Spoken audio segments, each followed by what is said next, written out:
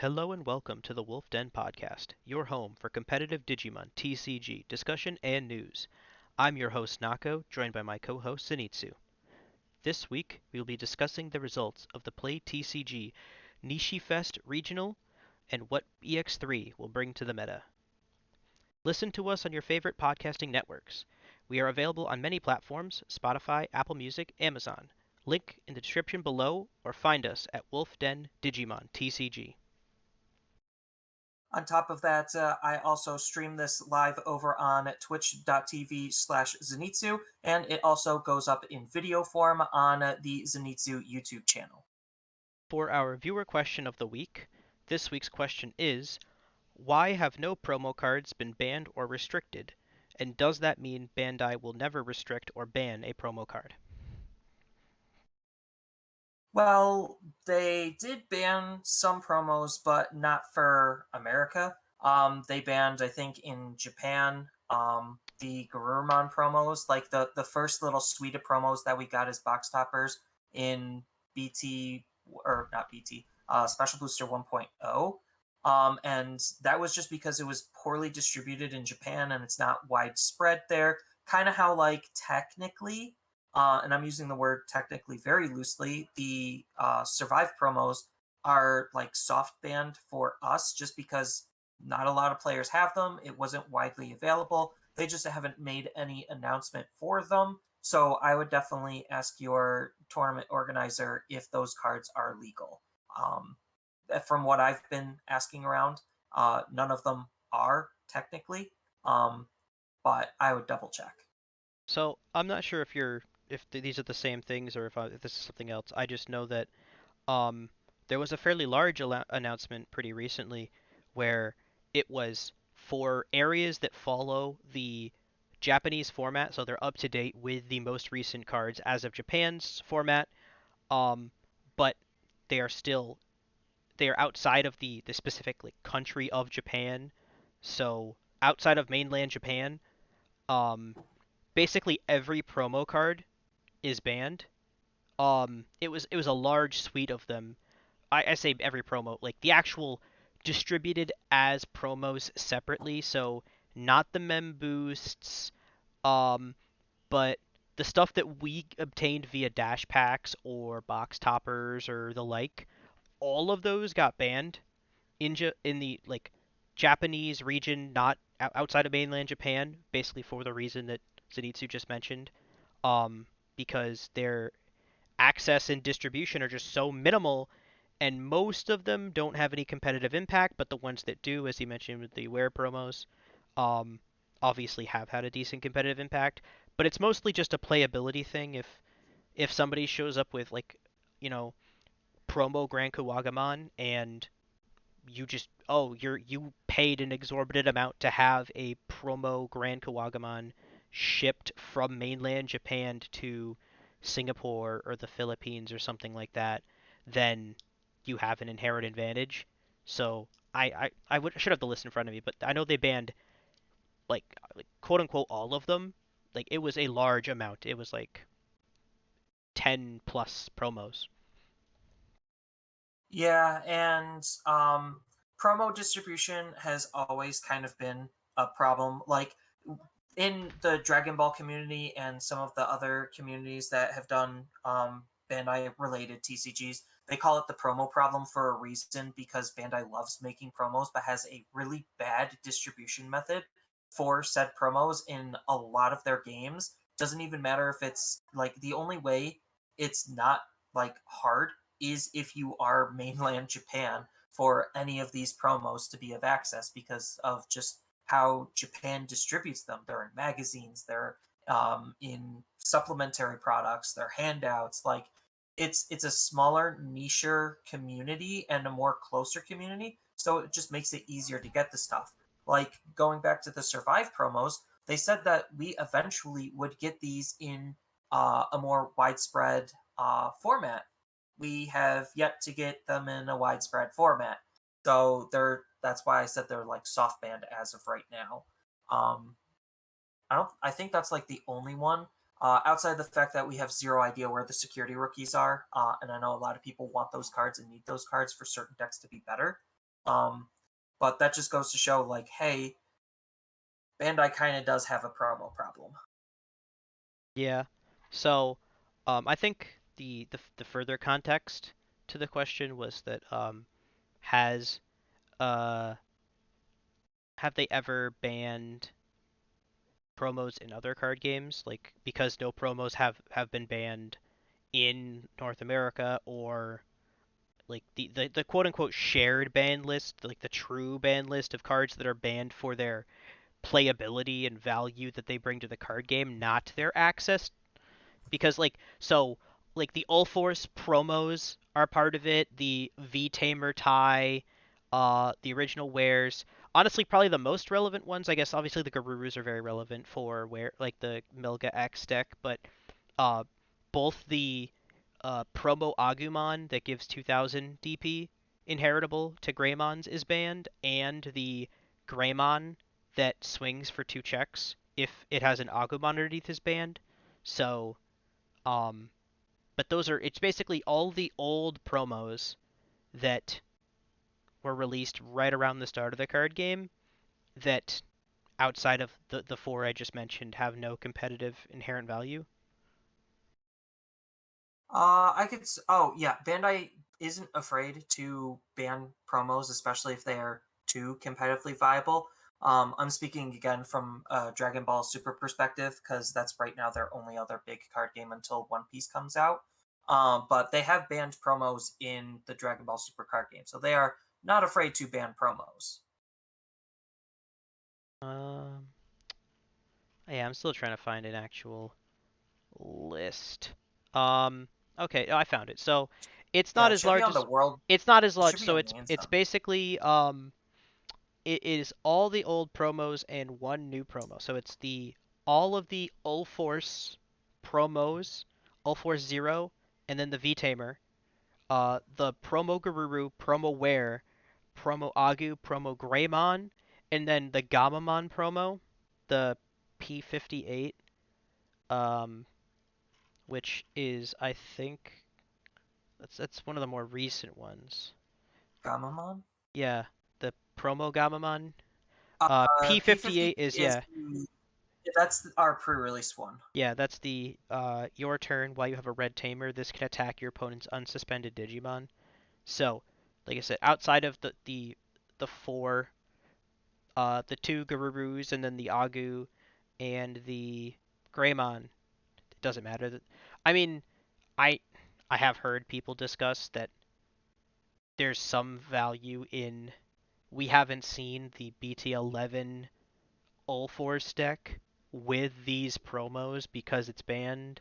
So it may actually be a competitive deck for our BT11, but that's to be seen. Well, I mean, that's why we also don't see a lot of the Garurumon success in everywhere else, is because, again, they don't have access to literally the key promos to make that deck as functional as it humanly possibly can. Hmm. I don't think the Gamamon is like holding that back was making Gamamon any No, more I or yeah, I less don't think that successful. matters at It's a all. casual deck. And then the other card on here is Espimon, which is another promo. That card's pretty fire, but We don't again, have hasn't it. really seen any competitive impact. Mm. So okay.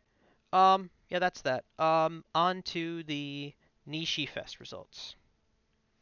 So Nishi Fest, it is a is slash was an in person regional held in Texas, I believe.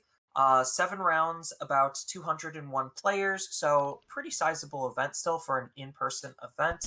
And the top 16 breakdown is as follows. First place is Beelstar. Second place is Grandis. Third place, Metal Gurumon X. Fourth place, Crosshearts. Fifth place, Grandis. Sixth place, Metal Gurumon X. Seventh place, Crosshearts. Eighth place, Magnamon slash Armor Rush. Um, Eighth, ninth, and 10th and 11th place is all Grandis. 13th and 14th is Crosshearts. 15th is another Grandis, and 16th is, or not, yeah, 16th is Alphamon. So as far as the total breakdown, there was 7 Grandises, 4 Cross Hearts, 2 Metal Guru X's, 1 Beelstar, 1 Alpha, 1 Armor Rush slash Magna X, which is a pretty interesting spread. The fact that Beelstar one actually isn't a surprise, considering there was just a lot of Granduses, where if they just hit hard, there's a high chance that they could just hit a security threat and then their game is just done because the deck doesn't really have any built-in protections against anything. And the Beelstar deck, taking a quick look at it, was splashing in some blue for the bounce options for more removal types. And then, as far as the only other big new inclusion in the deck, it was running the Sistermon that basically is just an hard play draw two, discard one. So it's just a good card at filtering and replacing itself. Hmm. Um, but yeah, um, it did pretty well. And I'm happy to see that it is still somewhat competitively viable. At least it was in that environment. Now that we're transitioning to EX3, I don't know how good it's going to actually stay. Yeah. Um, Obviously, there's not a lot too much to be uh, gained from this data because it's irrelevant as far as the EX3 meta is concerned, and doubly so because it's pre-restriction. So the Crosshearts there obviously running more than um, their one copy of Cross 4. The BL Star probably even running two copies of um Jesus Underworld Call. No, that's not it. It was running three. I was gonna say like It was running three especially copies because of Calling of the yeah, Call Darkness. from yeah because that That's how deck you retrieve your just Beelstar easier. that deck just doesn't care about having things on board besides slamming BL stars, so they could afford to run many copies of Calling from more so than your traditional purple deck would be able to run. So um that's also something. Um yeah, at least it was the last competitive event for BT10, the last recognized competitive event from BT10, and now we're moving into the hybridized format of BT10 slash EX3, which we will remain potentially through until Nationals, assuming that um, Nationals is either EX3 or BT11. We aren't 100% sure yet. Yeah, considering delays are still a thing, and if there's literally any hiccup in delay, that puts it literally on launch week, which I think would be a very bad idea for a big level of like a big Hmm. level event like that to just be like, oh, we got delayed by a week, even 2 weeks. Now you're sitting at 2 weeks, EX3 yeah, two format. weeks, and you're actually out of the running completely. Yep. Um, So it's a very risky time for them mhm. to slot it. But they have to do At what they least have to do. the only thing that I could at least see is that they will give the players enough forewarning. They'll either announce a delay or announce that it will be PT11, basically at such time when they would have announced a delay, maybe a month out, you know, Yeah, and then I think they would know a month out. just solidify it. I mean, hopefully they would know because whether the cards are going to arrive in America or not. But um, so EX3 brings with it not too many changes in the form of the actual top meta. Obviously, I think the restrictions have significantly more to do with the shakeups than the actual EX3 introduction will. Um, Because this is when Alphamon gets hit, yeah, which Alpha to obviously one. Alphamon still being one of the better decks into BT10, and according to Japanese data, still one of the better decks into BT11 as or not BT11 Mm-hmm. EX3 as well. Um, Definitely now it's taken down a peg, and then Crosshearts was this feared boogeyman. It has yet to show the results in America, but now it's not going to have that opportunity, which is a good thing slash a bad thing.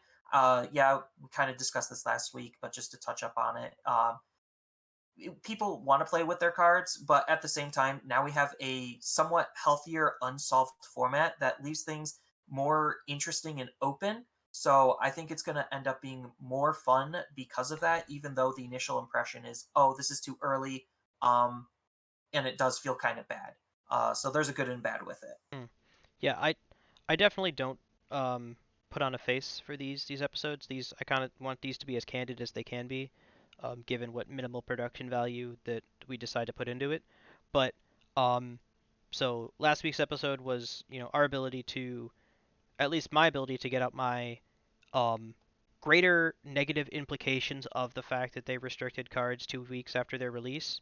But now we've moved into the actual um, excitement of the new format of we are against once again, but way more so I think this time because last time we just ended up with basically the Japanese format with extra steps. Um, our win cons weren't the same, but it was still blue hybrid versus yellow hybrid, even if they weren't just ending the game with MDF Susano. Um, Whereas now Cross Arts is no longer the end all be all of this format, and it may come back, but the fact that we're not sure what the best deck of BT11 could potentially be is a place that we've never really been in before. So um, I am definitely excited to see what this restriction does to shake up our meta, and if they didn't want people, because maybe they realized that EX3 for us was going to be a little longer, as far as the greater BT10 meta, and they just said we don't want to lose the amount of players that we would potentially lose if everyone is playing Crosshearts from the end of October until the beginning or end of February. Assuming that there's no other ban restriction announcement in January as there was last year. Yeah, because the one thing the internet is really good at, it's complaining. Um, we're So no exception to this, but nope. they probably just wanted to save themselves that headache and have all of the negativity be upfront and then get washed away with literally the excitement that is soon to follow, which is what we're in. Hmm. So, as far as what I'm kind of seeing as far as like good decks that are going to be remaining good into EX3. I think obviously Grandis and Metal Grew are two of the better decks from BT9. Those are probably going to stick around. I Hmm. think we're going to see less Gaiomon just because Gaiomon isn't going to be the Crossheart sniper, and Blue Flares really isn't playing that many tamers. Usually just wants Well, to have one that Kiriha and yeah, one Sora and Joe. I would say that would rise Gaiomon value, not lower it, only because fewer tamers but more impactful tamers. So if you only have two tamers out and you have to, split your sources of save between them so that I can't get rid of all of them with a single, because, Kiriha is obviously a 4 cost tamer, so I can only kill one tamer with my Black War Greymon, and I still can get rid of sources that you otherwise would be saving with save. Um, but I also just think that the matchup, um, the idea of just stripping and stunning Gaiamon is very real. On top of just the other matchups that it could be going up against. So I definitely think that like it already was kind of okay against a lot of the BT9 decks, as per BT9 data shows us. But against some of the BT10 decks, it just seems like it's having a lot harder of a time being able to control the board versus other swarm based decks. So I think like Jesmon is a very fantastic deck into it just because it's like, okay, you can snipe my sister mons, but my main Jesmon is going to be way harder to kill. I have way better options. You could de-digivolve, but like Jesmon has this ginormous toolbox of like abilities that it plays with its sister mons, and I think like it just doesn't have the ability to handle everything. I Um, think I think I mean right now, obviously BT11 is a very different right. story, but right now I think we're just seeing that like not drastic level of, because I mean this is an EX set. It doesn't introduce a whole, new echelon of the power curve.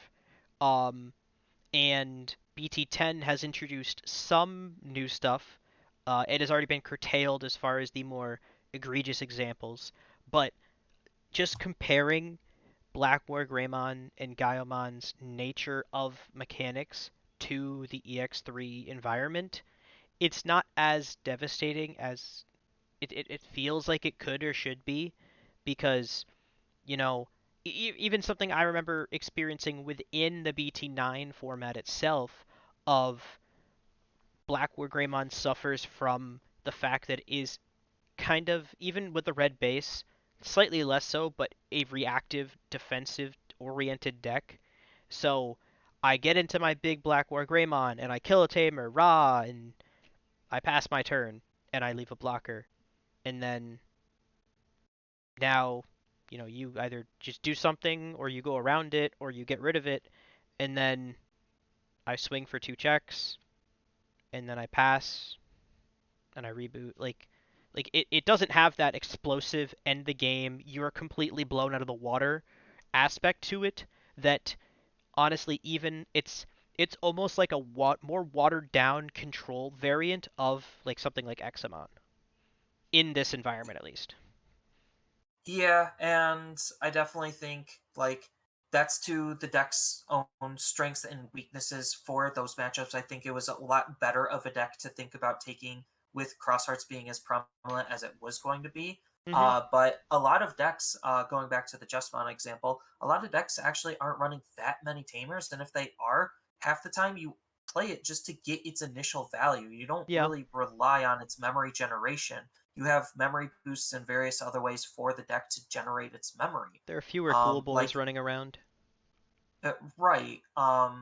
And even if there are, it's like you snipe it, and it's like okay, like Garurumon can still outrace it, and if it does, then you still just die. Mhm. Although if like the classic control deck, if you do end up stabilizing, you actually have a very hard Digimon for Garurumon to deal with, but Mhm. obviously Gurumon ideally doesn't want to get there, which Yeah. is why I think Gurumon is still one of the better decks, is because it it's simple, it's easy, it's already well known and well established what a more optimized list is, and it still can do well against a wide variety of matchups, even the new ones. Mhm. And it just has that unprecedented level of efficiency and speed that it is still um kind of just the capstone of the power level right now as far as a Weregarurumon that sees its pieces. Alphamon is now gone. I remember we did that theoretical matchup. If Metal X and Alpha see every single piece they want to see, who in a perfect game wins? And it was Alphamon barely. But with Alphamon gone, it's just decidedly Weregarurumon. If you just see your pieces, you win the game, and that's kind of and you don't hit any security bombs. But that's significantly less likely in this format minus Crosshearts because that was one of the decks that would run a significant amount of security threats that you'd have to worry about. Yeah, and that's probably akin to why Grandis is like actually pretty decent still, is because it's basically doing the same thing. Just Hmm. build its deck, move out of raising, swing big, hope nothing goes wrong. If nothing goes wrong, you win the game. If something goes wrong, then you're gonna have to struggle bus a little bit. Yeah, Um, it has I want to say higher high, but it's only a higher high because you only have to or your actual swing itself, your when you're swinging to win the game or blow your opponent's security out, it's significantly safer than the likelihood of hitting a security threat on a Ware's repeated swings. And even though they have their instances of protection, um, I just think that if both of them see their lines, Grandis has a slight edge in the safety factor, but Ware it basically does. does the same thing a turn earlier. Yep, and that's kind of like the core and crux of those two decks and why they are continuously being top decks, Hmm. even in as short as a format as BT10 was. But as far as decks from BT10, I think Minerva Loop is definitely a big. Uh, I don't want to say loser. Just It's a big not as loser. viable. I could Yeah, yeah, not it is a big not as loser. viable.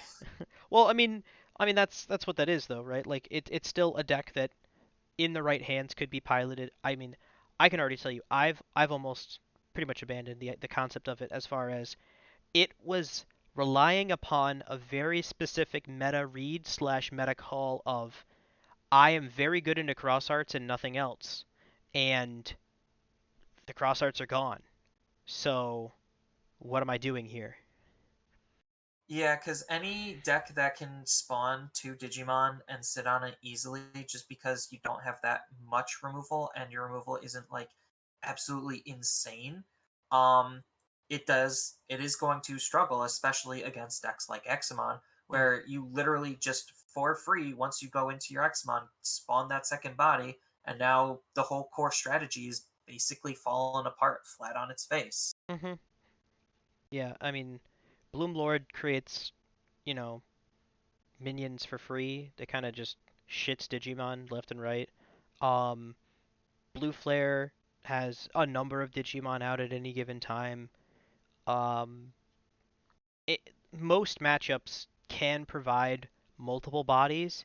Again, Cross Arts being the one that primarily didn't end the turn with a Digimon on the field necessarily, or at least um, two Digimon on the field because they would, raise and swing and then play a tamer that played a Digimon, and you would usually just end up something, they die, they go under a tamer, I pass my turn, and it was easier enough to get around for something like Minerva Loop. Yeah, so I think we're definitely going to be seeing a lot less Minerva Loop. I think I want to say Ofani is still pretty good. The core strategy is just very solid, but like I think like also same with Mastamon, they're fine decks. I think they're kind of fitting that like niche that Minerva Loop was trying to fill. Not necessarily to be like a hardcore counter deck to the top deck of the format, but like just that purple deck that just wants to have lots of good recurring value. I think those two decks do it very well. Obviously, Security Control is probably not going to go anywhere, even though we all kind of want it to. Hmm. I I mean, mean, there wasn't any new options to really shake or spice the deck up, but security like security control, at least while it does get new options every once in a while, it does gain new things. I know. Um, the most recent version is basically a Mastamon deck without the Mastamon, and it's just a Mega Zoo option suite that contains a couple of like the taxing purple tamers and um but they are introducing more and more ways to just subtly carve away the hold that security control has on its inevitability as far as if you want to play security control, there's always a decently viable alternative, tier 1.5 at the lowest option for you to throw together and play and maintain that play style. But between like the new Omnimon X antibody from BT10 allowing you to just see your opponent's just knowledge of your opponent's security, huge. Obviously they're going to recover a bunch. Um the fact that multiple cards now just disallow you from checking security. Examon trashes security. Just different methods of interacting with security outside of punching through it, just kind of brute forcing it, is really like weathering away. I think those people that are like all but the most stalwart of security control players that are just absolutely positive that's how they want to play the game because they are encountering more matchups that they are used to being in the driver's seat for. Um, where it was, oh, my opponent is playing uh, I something think it that just something that is easily killable, like something like a Jespawn was great for them because okay, you can go wide, ulti flare kills your whole board and your big stack, or chaos degrade your level 7. I'm gonna -6 your Digimon and play a Magna Angemon and recover one, and those plays are just less valuable in the grand scope of the game. And like security control's been out long enough to where and it's something that we've continuously pointed out, and it's it's true until it isn't. But It continuously it does not win large events. You will top large events. That's fine. You can get to top 16, top 32 with security control. You won't win it because by the time you get to the absolute pinnacle of the player base that is achieved, table 1 on round 9, you lose. They just know how to beat you. Yeah, security control to me definitely feels more The of deck a gets skill easier to check. beat the better you are. Yeah, it feels more of a skill check rather than like an actual skillful match up itself. It's a mental And a check lot, too. I mean, yeah, not that I'm, God's gift to Digimon, but I know the last few times that I've actually lost to security control was because I got bored, not because you know, there was a judge error or oh man, I didn't expect you to recover one when I swung security because of course you were going to recover one when I swung security, but um it was just an instance where I got bored. Fine, I'm Slam Reaper, swing. Oh, yep, Chaos Degrade, you win. I already counted 3 Chaos Degrades, but there's a fourth Chaos Degrade in there, so I guess I lose. yeah. The last time I faced security control was against literally one of the best security control players in the game, in my perspective, KVN, and we ended up in a draw. And I was in the winning position, but again, due to stall tactics and timing, um, it just ended in the draw. But I was positioned to win that as Metal Guru, and that's one of Metal Guru's one like harder matchups. But that just goes to show, with good, intelligent, skillful play, security control isn't that And bad that to was play minus a red against. package too, right? Yeah, that was indeed minus a red package. Yeah. The whole reason you'd run a red package in the first place. But Yeah, but there's also just a lot of decks that do better into security control that they have less control about. So like Dark Nightmon is still going to be a thing. I don't know how powerful it's going to be in the grand scheme of things now, but it's at least something it's they have still a to deck. be aware of. Right, like that deck is basically just build an undying Digimon in an undying field, and they don't have enough control to be able to remove everything Dark Knight is trying to do. Blue Hmm. Flares is another pretty bad matchup just because, again, taking a page from Cross Arts, they just shove their Digimon underneath and then just replay their Digimon anyway. Um, so, like, there's just a lot of other matchups that keep security control in check, but it is still a good deck to want to try to take to event if you're just looking to top and not necessarily win. Hmm. Um, so as far as the actual like big winners of EX3, um, the largest ones would probably be the actual new archetypes from EX3, previously non-existent decks that are now decks. Most notably being Examon. I know we talked about it a bunch already, with reference to um, it being a competitive deck.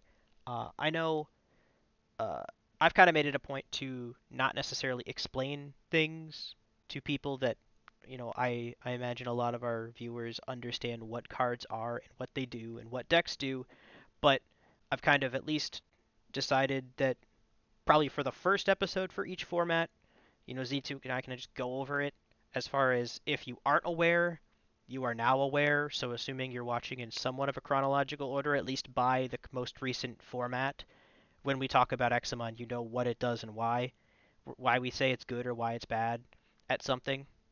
Um, so Examon is probably the only addition to the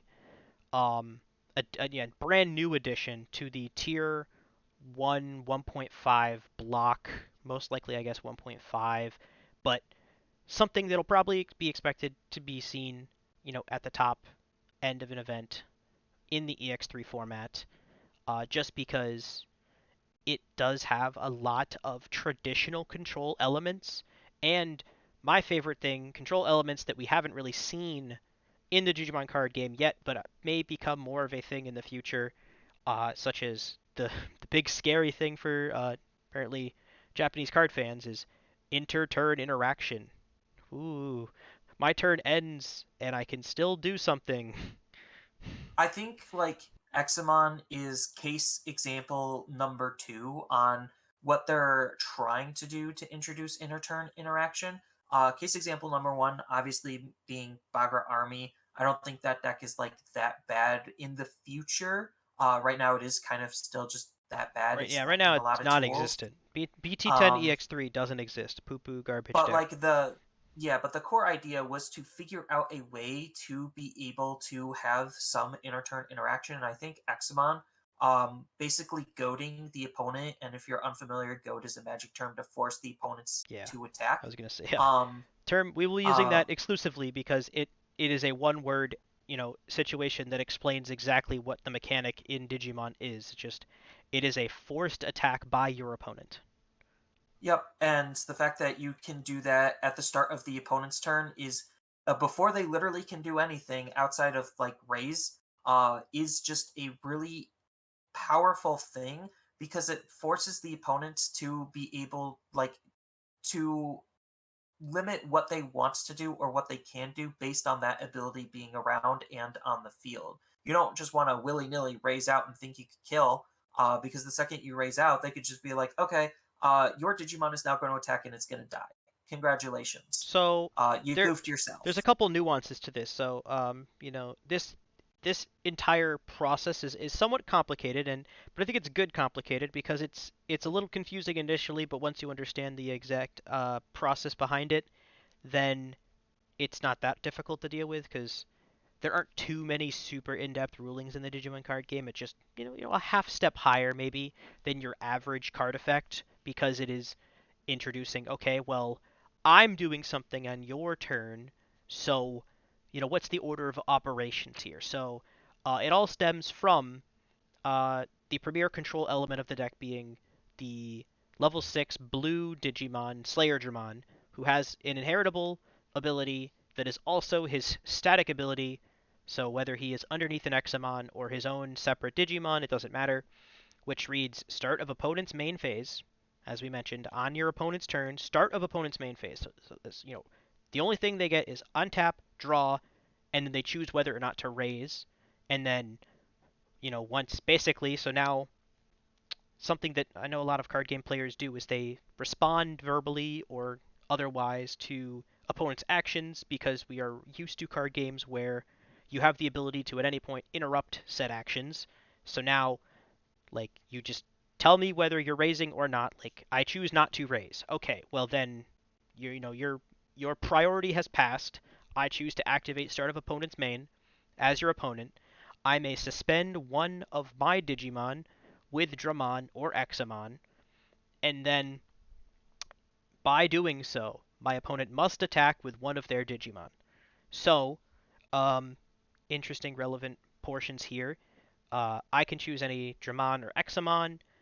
Slayer Dramon unsuspends himself, Examon unsuspends himself, and suspends an opponent's Digimon.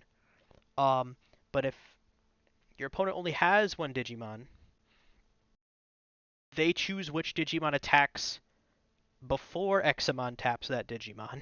So they can technically attack with a suspended Digimon. It's weird. Um, but you don't get to pick a specific Digimon. You just pick. I am introducing one instance of Goad. You must make an attack with one Digimon. So if you have a level random, memory blocking rookie, and you just raised a level 5, you may attack with the rookie. That is a choice that you are allowed to make, and that's fine. But again, therein lies the secondary Examon's ability of uh so I mean assuming the Examon stack has blocker, which It both should. the green level 5 and green level 4 Ground Dramon and Core Dramon both have blocker as their inheritable, so plenty of blocker inheritable going around. It should have blocker, and you force an attack. Examon taps to block, unsuspends himself because of his ability, suspends an opponent's Digimon because of his ability. So then now you've raised your level 5, and then I tap it, basically. Is, assuming you don't attack with the level 5, or in some of these OTK one stack decks, and it's something that these decks just genuinely have to fear from Examon, is you have to Digivolve in raising into your level 6, or I'm forcing you to raise and swing with your level 5 before Digivolving. And this is like really powerful against a lot of matchups. Like even Grandest suffers from this because usually Grandest raises their level 5, or even if they just play it safe and they raise their level 6, the promo Grand Kawagamon, that still is going to die to Examon, and you can't use its Digiburst ability during the under the effects of the Goad type of Yeah. effect hmm introduced by Examon and Slayer Dramon. You still get your when attacking effects. All of your so basically the way Digimon aura effects work is that um all of your effects go off first. Um, assuming you Yep. have priority. So this is obviously a single instance where you do not have priority on your turn, but um, I guess the exception being you raise you have a Jesmon, you raise the Jesmon, you digivolve into Jesmon in raising, you raise, I goad, you swing with Jesmon, you get your whole suite of inheritables, playing a Sistermon, which lets you digivolve, and then you may digivolve because it's all of these are when attacking triggers, all of that's fine and dandy. Uh, but again, the real control of the deck comes from a lot of decks want to raise, then digivolve, then swing. I'm forcing. I skip a step. I kind of interject. You raise and you attack. That's the only line of play allowed under like the thumb of the Examon with a Slayer Dramon out or Slayer Dramon underneath Examon as a source. And the deck's big weakness does come from just wide fields. Like if you already have an established wide field, then it's very hard for Examon to really stop all of the damage and all of the aggression. Obviously, it depends on how wide the field and what your field is in terms of like the effectiveness of it. But it does struggle with dealing with just a ginormous field, but it does do very well against these single stack decks, or even just the more mid rangey, where it's just like, okay, I'll occasionally just hard play Digimon to search while building up my Digimon raising, then pseudo build up a second stack. Like it still does very well against those types of decks as well. So it with obviously out the inclusion of Cross Hearts and Alphamon, it's definitely going to be a real contender in the format just because a lot of what's left are either these A, go wide decks, or B, um, go tall decks that were left over from BT9. It seems like um, BT10 was more go wide focused, BT9 was more go tall focused, and Examon is just a really good introductory to this rock, paper, scissors type of meta environment that we expect to be entering. But as far as another huge deck to look out for in terms of brand new decks coming out from EX3 is going to be Link Dragons, Hina Link Dragons, however you want to call it. But the Metallic Dramon is actually a pretty relevant and pretty powerful card.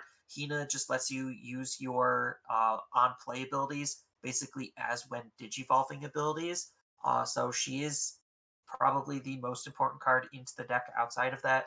And then you get like really disruptive effects like Metallic Dramon to stop the opponent from literally digivolving, um, which is just pretty disruptive. Yeah.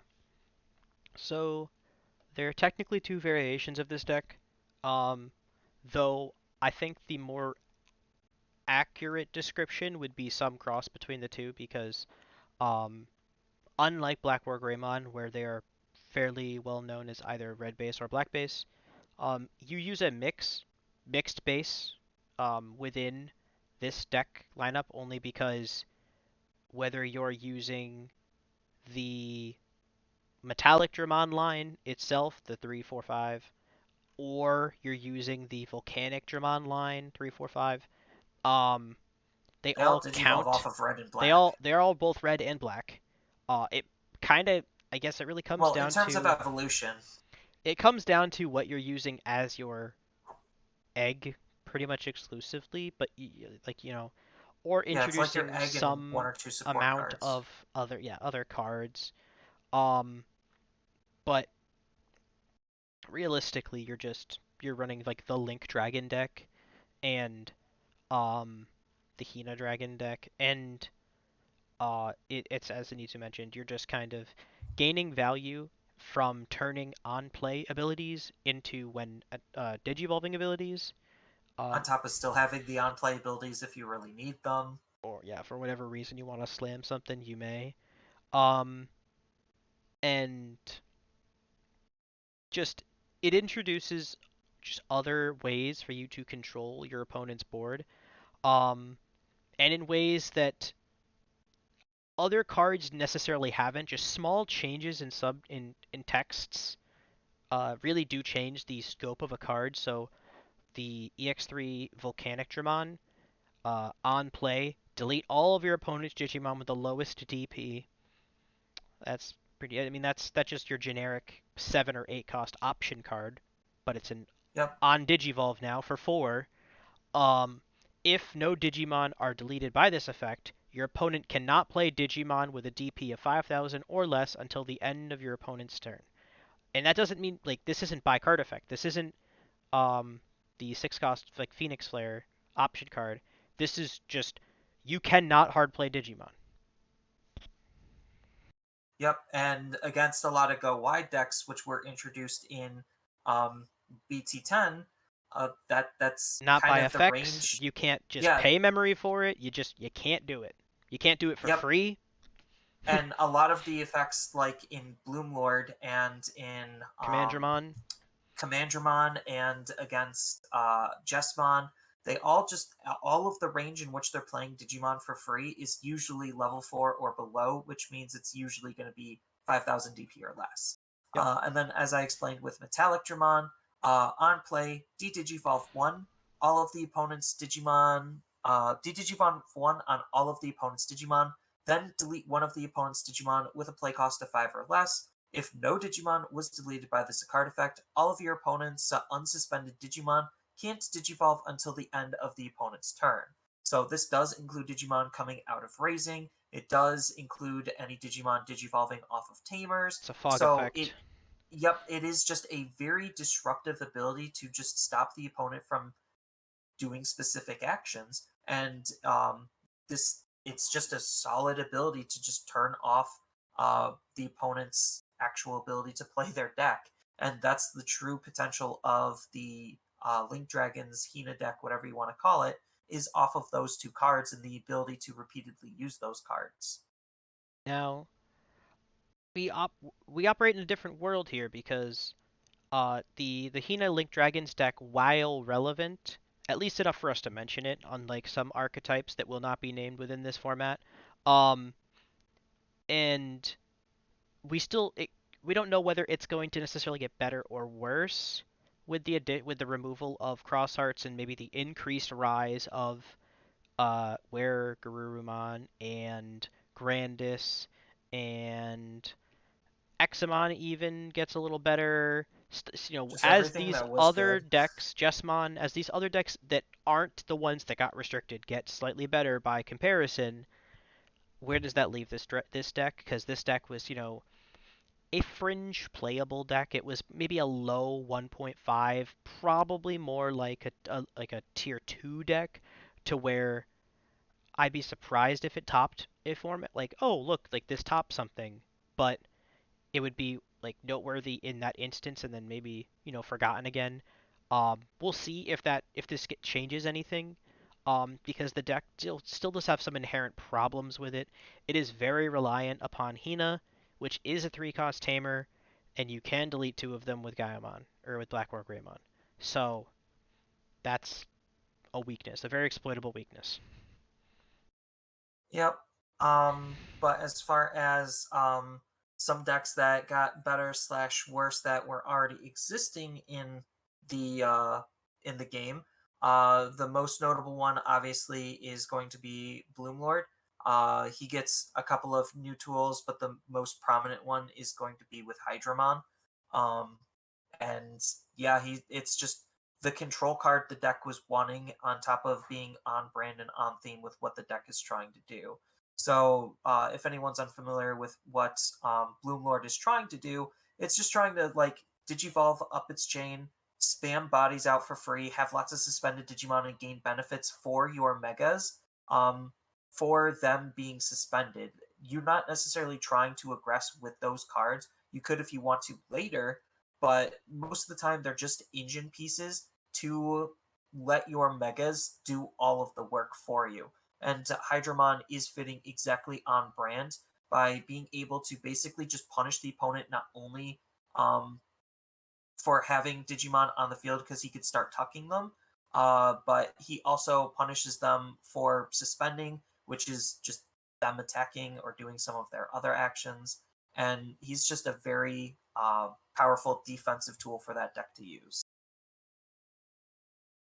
So, yeah, basically, Blue Lord didn't exist without Hydramon. People tried to make it work in BT10. Not necessarily here. It was 3 weeks, but in Japan, it was a powerful archetype in that it had some working pieces, but it was just kind of running with half of its pieces not as aligned with its ideal mechanics, and now it picks up the other half of that deck. Basically, this is it in its true form. Hydramon is almost just decidedly designed to be run in exactly this deck, in exactly the Bloom Hydra deck. They kind of share the limelight there. Honestly, probably the third most important card in the deck outside of Bloom Lord or Hydramon is Pomamon, the new Heck rookie. yeah. The new rookie, just Pomamon for because life. uh, it's it's an option card on a stick, and when has that ever not been good? It just Yeah, so your turn when in effect suspends this Digimon, suspend an opponent's Digimon. But if you've ever played a green deck, or played into a green deck, then you know that they want to suspend their own things to gain value. So I'm suspending your thing for suspending my thing, but I want to suspend my thing. You don't want me to suspend your thing. yep. Uh, and the deck is going to get continued support in future sets as well.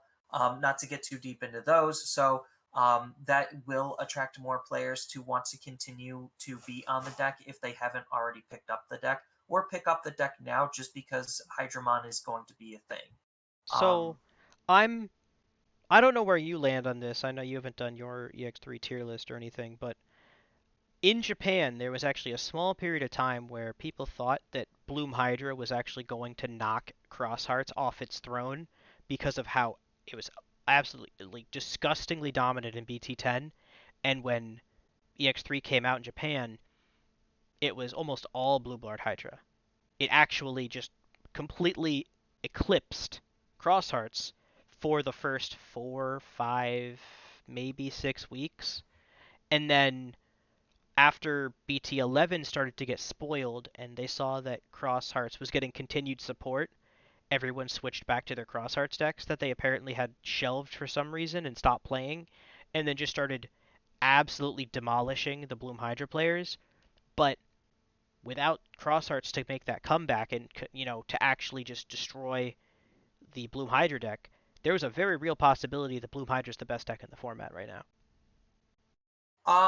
Japanese data, while it's important to keep in mind, I don't think it's the most accurate representation on what we should go by.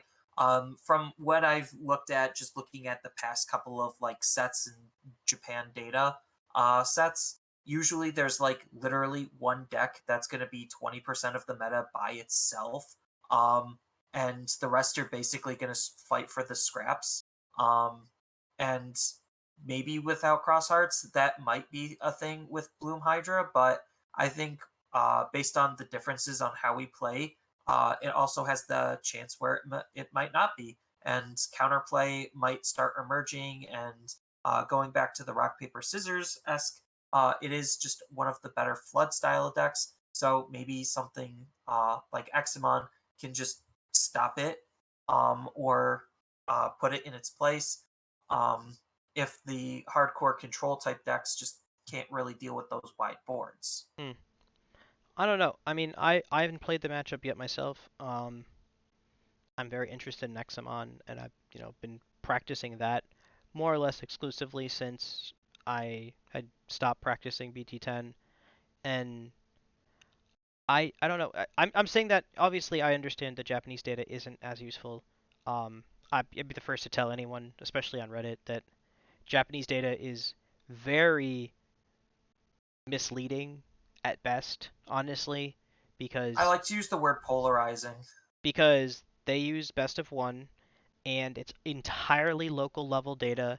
So a data point does not tell you anything other than what won that local, and that's it. It doesn't tell you what they played. It doesn't say how many people were at that local. It doesn't say even how many like other decks were at that local. It's just so not good data. I don't know how else to say it. It's just so bad as far as because The we we could take all of the Japanese data and just compare it to a single BT whatever event, online 512 people, best of 3, 8 rounds, and that it just its own in a vacuum is better data than the entirety of a format from Japan. It's honestly more games played than an entire format of Japan. but 512 people, regardless, 512 people, 9 rounds. Obviously, not everyone plays that. Most people drop after like 3, 4 rounds. But uh, best of 3, that's that genuinely might be more games, individual games played on that one day than the entire format of Japan. uh, hard to say, probably. I'm not doing But any math in my head. I'm just guessing here, but it feels like it. That's a lot. yeah. But as far as Bloomlord's overall threat level, I definitely would position it as very high. Um, Each deck at and least this definitely has to take it into account, and specifically, so without Crosshearts being the big bad boogeyman of the format, as it was proposed to be, or predisposition to be, I guess, then decks can afford to uh, at least consider deck space for different matchups now, as opposed to just dialing everything in to beat Crosshearts. Otherwise, you probably don't beat Crosshearts. And now Bloom Hydra is a strong contender for a tech slot, something to help you in the Bloom Hydra matchup specifically, which honestly it might still just be Dexmon. It could be. Hard to say exactly. We need to like obviously we have a lot of time with this format to see what is the better alternative text because if like Bloom Hydra does become this dominant force, how good is Dexmon into that, and how good are some of the other options into that?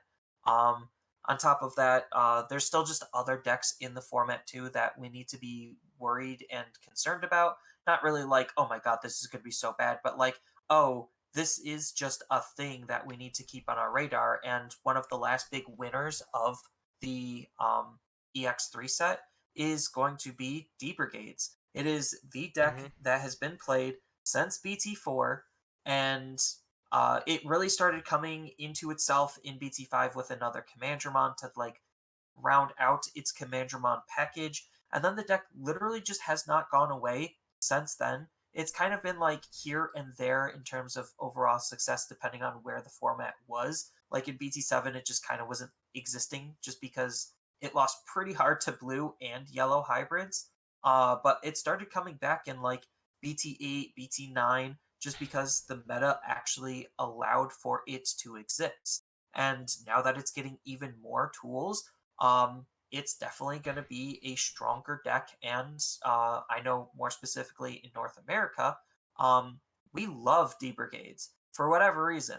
We I mean, love that deck. it is the state-sponsored Rookie Rush. People playing Rookie Rush back when it was playing the game outside of the proposed how you're supposed to play the game, and people like making a deck that is strong that isn't how you're supposed to play the game, especially in North America at least. That's why we're so fond of Rookie Rush Security and control. Security Control.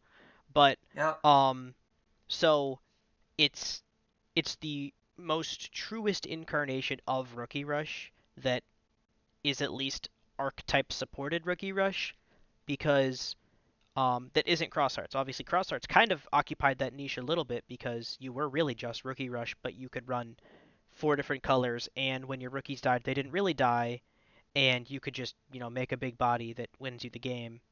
But Commandramon slash D Brigade is kind of the same thing, where you just fill your deck with a bunch of Commandramons that try to either you play them cheaply from your hand, you just kind of play a couple, two or three Commandramons a turn from your hand, and then, hopefully when they die, they replace themselves with the on delete effect. And but now, like the new package, I mean, just kind of um, because it doesn't add too much as far as new concepts are concerned. It just adds an actual top end to the deck that the deck didn't really utilize before because its top end was garbage outside of specifically Darkdramon, which you hard played anyway. Now, um, you can Digivolve into Sealsdramon, giving you jamming, and a fairly powerful inheritable of when you play another Digimon with D Brigade once per turn, that Digimon gains Rush. So you can basically Digivolve over a Commandramon in security or in raising. I know blasphemy. Raise, swing with jamming, Digivolve into the new Tankdramon, who says when Digivolving, reveal the top three cards of your deck. Play a Digimon with D Brigade with a cost of 5 or less from them without paying their cost, and then trash the remaining.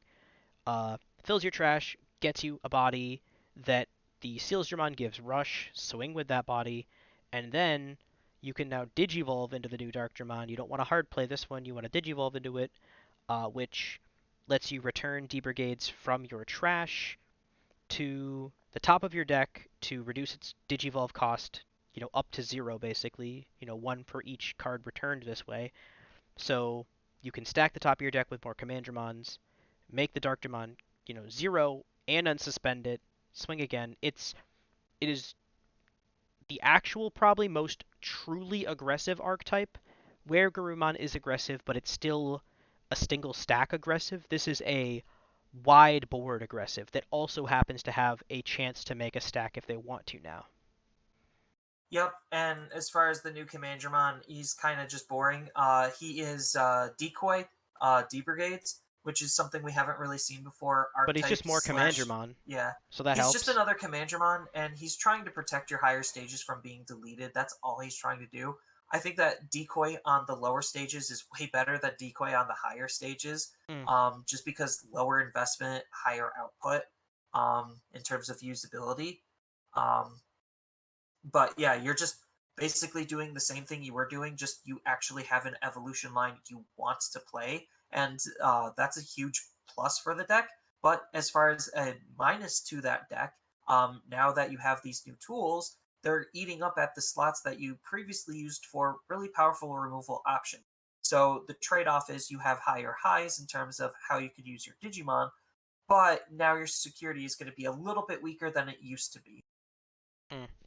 Yeah, it's um we'll see exactly how the D Brigade lists develop because what we may find is that um basically just what we found last time is that it's not necessarily worth running these new higher stage D Brigades for whatever value they may have at that stage, and you're just better off running, you know, a memory boost or a tamer or a kill card in its place. And you might see them just running the new Commandramon and maybe a couple Sealsdramon, maybe, a couple Tankdramon, 2 to 3, just for the ability to Digivolve over the Sealsdramon to give something rush. And then not running any of the new Darkdramon, just running the old Darkdramon because you can always just hard play it for 3 and it has rush. So, Like there's we'll just a see. lot of, yeah, there's a lot of interesting approaches that D Brigades now has access to think about utilizing, and the fact that it was already one of the more powerful and prominent decks of some previous formats, and it's a fan favorite deck.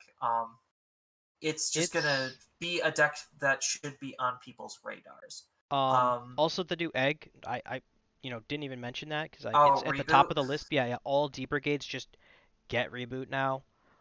That's very relevant for anything D brigade wants to do. Just because it gives, one of the easiest ways to deal with rookie rush was to just play the hard board control game, and if you can stabilize the board, you win the game. Um, but if you can't attack into at least not maybe obviously they're gonna hard play a bunch of Commandramon anyway, but the Commandmon that they do happen to raise, that one will just reboot, and maybe that's the one that you turn into a bigger body so that they can't just get rid of it by swinging over it passively. Yeah, like the intended line of play is obviously to be centered around the new Sealstrom because he has jamming. So it's just like swing with jamming with reboot underneath, Digivolve into Tankdramon, and then going into the opponent's turn. Oh, he stands up. Now you can't attack into him. That was free and safe to do. Hmm. Same thing with Darkdramon. It's like if you go Tankdramon, Darkdramon, he also should have reboot. And then, oh, that was just literally free, no consequences at all. Even at worst, like if you just be aggressive with your blocker Commandramon and he just magically somehow lives through an attack, oh, reboot. Like it's just such a good inheritable ability for D brigades as a whole. Even though you don't get the DP buff to make your Digimon live a little bit better, you just don't care. Mm. So, yeah. But as far as like some other noteworthy decks, I do think Gallantmon actually is probably a sleeper deck. The new War Growlmon is kind of good at just helping set up his field to be whatever it needs it to be.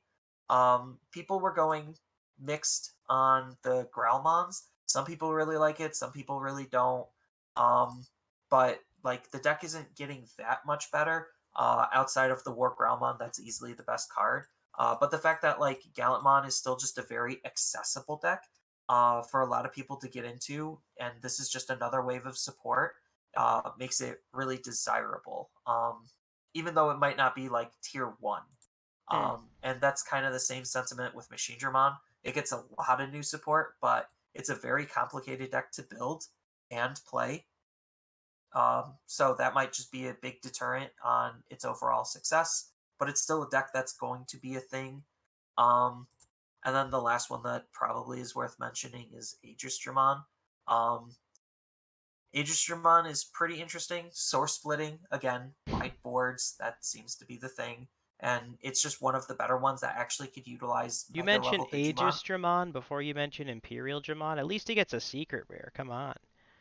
Like, So the problem with Imperial Dramon, and this is kind of really, also why I just want to know I'm your line not of thinking.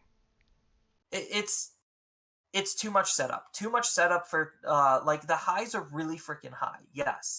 But the setups are so hard that it's just not worth it. Like not only do you need to see the pieces in your hand and in your trash and on the field, but they all need to line up perfectly for this grand storm of not even killing the opponent. So I'm just like, okay, like it's cute to just do all these digivolutions on the opponent's turn. It's just not good. Like, I honestly like my favorite like part about this deck is that I remember when it was getting spoiled, and I was like, are they crazy? This deck is nuts.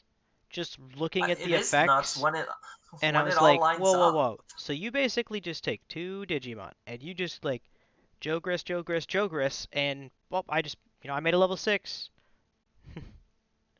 Yeah, like it can make a level 6 out of nowhere, and then it could just sit on that level 6 and basically just wait for the opponent to delete it or delete it yourself, and then just do the whole thing all over again.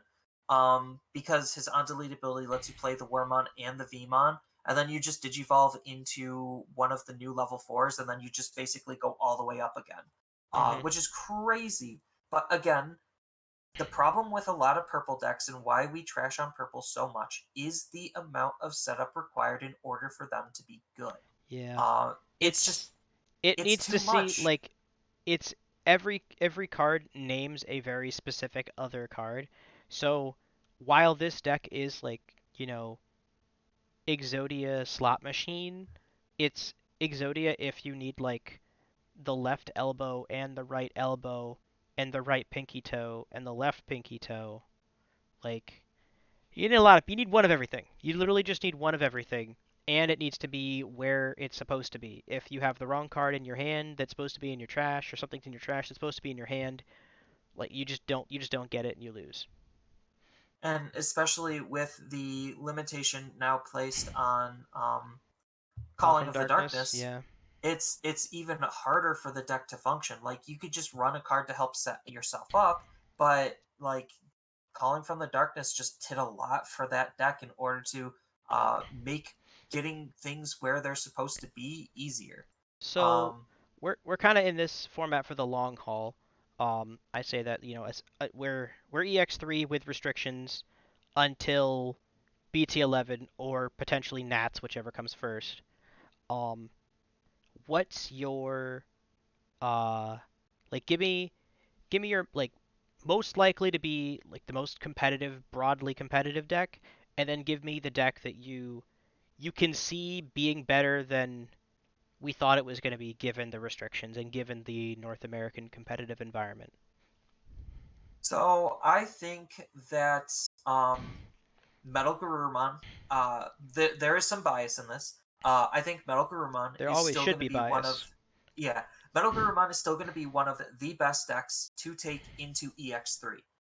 It's still fast, it's still strong, it still has lots of removal against wide boards. It's just so clean of a deck to use while also being simple, effective at what it's trying to do. Now there are some harder matchups against it, but it also has better matchups against some of these other newer decks as well. As we've seen with some of its limited BT10 success, it is one of the more successful decks in our BT10 format, going to continue into EX3. As far as the deck that I think is going to perform better than what we expect, I'm kind of sitting there at Examon. I think Examon, at least according to Japan, didn't have that much hype and that much success. But I think like just the sheer uniqueness of its package being mostly self-contained with a couple of cards here and there make it a very easy deck to want to build outside of the fact that you needed secret rare. Um, and it's still just a very, again, another clean deck at what it's trying to do, and it's just unique at not only having good protection against a lot of other deletion based abilities. It is playing into the strengths of DNA, allowing you to DNA on your fours and sixes. So you do have flexibility, getting up into Examon as quickly as you possibly can. It can help kind of flood the field by just free playing a level six. Like there's just a lot of things going right for the deck, and especially with the hit to cross hearts, make it a more appealing deck to actually want to play. And I think that appeal and possibility just might make it a better deck overall in our format. So, answer my own question. I don't disagree with you about Metal Garurumon being because I think it's the most likely deck. I think it will become maybe not the new Boogeyman, but it's something you will genuinely just see a lot of. It's top three easily. Potentially the best deck, potentially the second best deck, but very safely top three. Um, and but I think that Blue Flares at least operates in an environment where it could potentially be positioned to do better, only because it has some of the same setup that a more long-term strategy deck would be based upon. Something like an Examon or a Gaiomon or uh, anything that just isn't as aggro of a deck, and it takes advantage of the wider boards that previously couldn't really operate because they had to just deal with cross arts being cross arts. And um, so I think something like a Blue Flares is now going to take advantage of its increased variety of its matchups. I think it does very well into Bloomlord. I think it does very well into Examon. I think it does very well into uh, Jesmon. Jesmon, into D Brigades. I mean, like we've already these are all going over the decks we consider to be competitive, and these are all positive matchups. Obviously, Metal Garurumon would probably be one of its worst matchups, but even then, it has things it can do. It's not the end of the world. It has some amount of setup it can do to at least, it runs enough options and defensive cards that it isn't super safe for them to swing into security. Um, and their ability just to maintain their hold on a board. And it's one of the few decks, um, it literally picks up one card, but it Sorai is actually, just like with Gabu Bond in entering EX01, how they picked up Ice Wall and they, achieved the new Super Saiyan. Sorai is that next Super Saiyan for Blue Flares as far as um its ability to just blanket your opponent's Digimon that don't have Digivolution sources cannot attack. Period. Dot. So, And it also trashes 4, which is pretty good. so I mean that deals with a lot of tall stacks. So, um, I think Blue Flare is probably the best deck as far as um you want to walk into EX3 and learn a deck that is going to be competitive, can win events, can top events, and a deck with some staying power too. I know a lot of people care about that. They don't want to learn a deck like Examon. It's a flash in the pan. It doesn't really get any better. I mean, it gets a little better. It gets a tiny bit, Like not like it's an exuberant yeah, amount. it gets It's like not a a whole card. wave.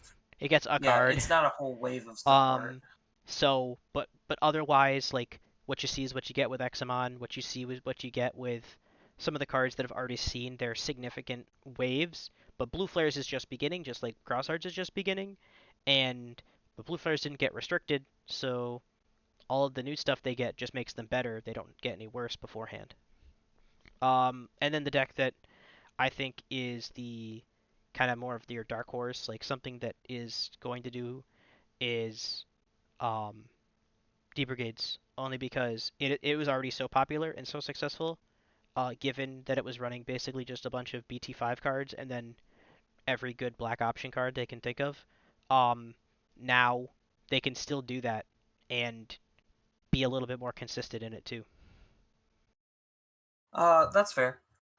Just a funny thing is our both of our proposed best decks are both blue. Just want to point Blue's that the out best there. color. Blue has always been the best color. Blue is such a good color. Ever since they, nuked yellow from orbit, it's the only thing even remotely in competition for best color. Black is getting there. Black just seems like the anti-meta color, like the color Black that's had designed Black to had a do. singular competitive archetype as far as like best deck in the format competitive archetype because again, yes, you can count total, meta share, though right now Blue's got what, 3 now? 3 competitive decks out of 6, maybe 7. Blue's Black's got a lot. Black's got 1 now, minus, 1.5 counting, but I guess it's less, it obviously, color versus archetype thing, but technically Black War Greymon is black. Technically, Blink Dragons is black. Like, do they do black things? Yes. Are they black decks? Kind of. But D Brigades is all black, so decidedly a black deck. So Yeah, as far as pure one black color. goes. Yeah. Yeah. Um. So that's all the time we have for this week. Definitely keep posting your feedback and or comments in the comment section of Zenitsu's YouTube videos or popping into his live streams on Twitch. Um, we read most of the comments, not all the comments usually. Um, we're still, clicking away at viewer questions of the week, whenever they come up. And uh, now I guess is the most constructive time to leave feedback or ideas as far as, anything you want us to touch upon in the future because we've just opened a new format and we're going to be here for a while. So it's up to us to really figure out what we want to talk about for the next couple months. Yep, outside of the obvious tournament results, because we're getting a lot of tournaments jam packed at the beginning slash mid November, so towards the beginning of the format, and then the real staying power is going to see what events come afterward and where the meta develops. Okay, and with that, I will go ahead and close it out. Goodbye.